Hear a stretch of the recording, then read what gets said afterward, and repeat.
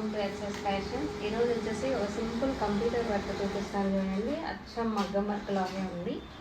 నాకైతే బాగా నచ్చింది, మీకు నచ్చిందని అనుకుంటాను.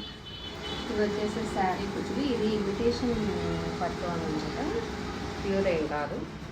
ఇది కుచ్చులు సింపుల్గా వేయించాము. నెక్స్ట్ దీనికి వచ్చేసి చూడండి, silver and sari colour copper use చేస్తాను. కాఫర్ ఇక్కడ ఉంది కాబట్టి చాలా బాగుంది. చూడండి,